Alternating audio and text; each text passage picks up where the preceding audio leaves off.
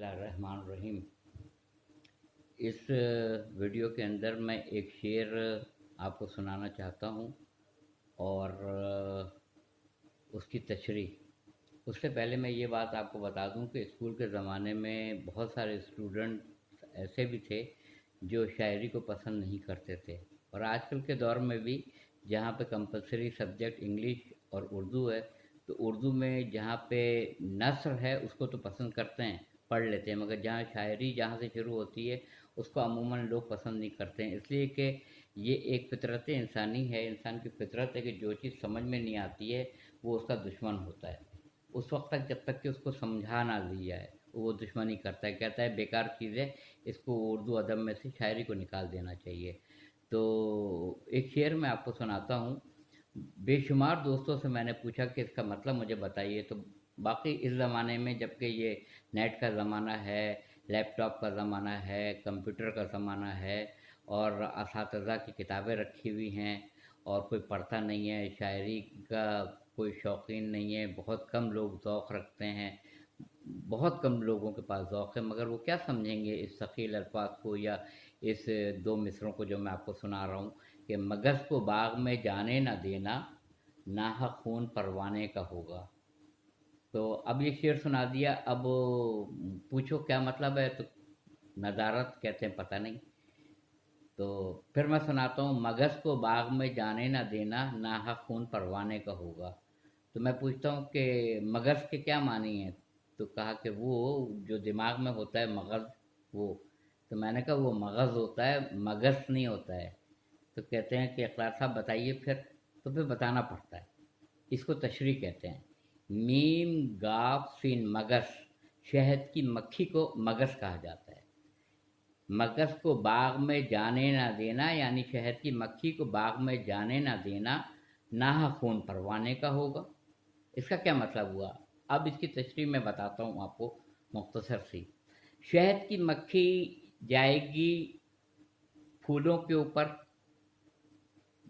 दरख्तों के ऊपर, उनसे अरक लेगी, उनसे उनका रस चूसेगी, उससे उनको लेके तमाम शहद की मक्खियाँ आती हैं जहाँ पे छत्ता बना हुआ होता है, वहाँ पे वो उसको डिपॉज़िट करती जाती हैं, डिपॉज़िट करती जाती हैं। वहाँ पे होता ये है कि शहद तैयार होता है।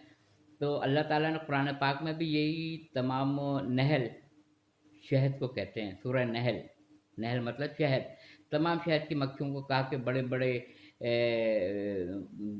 ऐसी जगहों पे जाएं जहाँ पे फलों के दरख्त हों, जहाँ पे फूल बहुत बेशुमार हों, उन पे वो बैठें, उनसे उनका रस चूसें, रस चूस के वो आके जहाँ पे शहद का छत्ता होता है वहाँ पे उसको डिपॉज़िट करती जाएं, वहाँ पे शहद तैयार होता है। शहद के साथ साथ एक चीज़ और भी तैयार होती है, वो है मोम।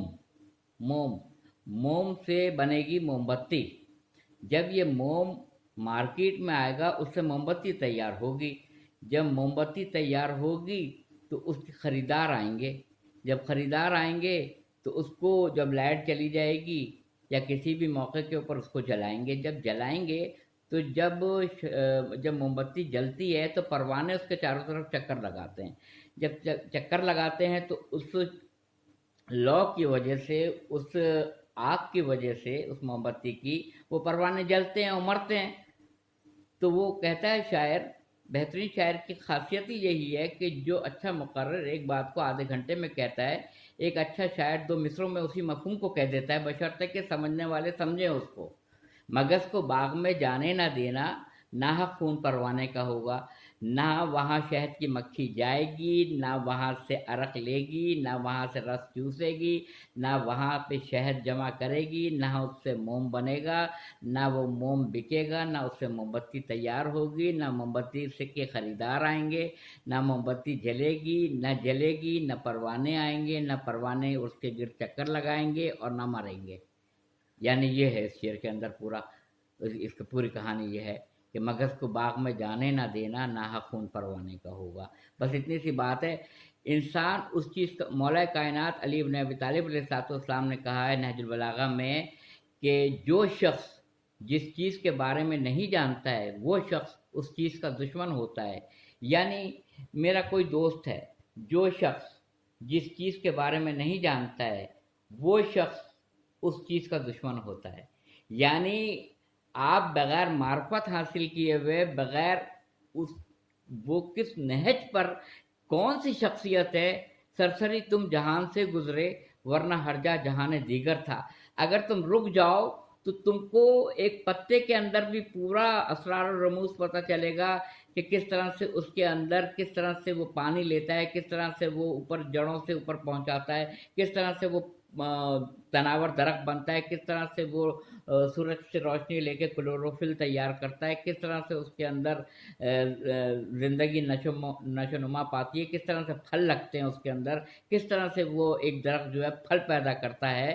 سرسری تم جہان سے گزرے ورنہ ہر جا جہان دیگر تھا. اللہ تعالیٰ نے کہا یہ غور نہیں کرتے، یہ فکر نہیں کرتے، یہ غور نہیں کرتے، یہ فکر نہیں کرتے، یہ کائنات کے اوپر غور نہیں کرتے، فکر نہیں کرتے. غور کریں، فکر کریں. من عرف نفسہ فقد عرف ربہ، یہ رسول خدا صلی اللہ علیہ وآلہ وسلم اور حضرت علی علیہ السلام سے بھی منسوب قول ہے. جس نے اپنے نفس کو پہچانا اس نے اپنے رب کو پہچانا. من عرف نفسہ فقد عرف ربہ. وآخر دعوانا الحمدللہ رب العالمین.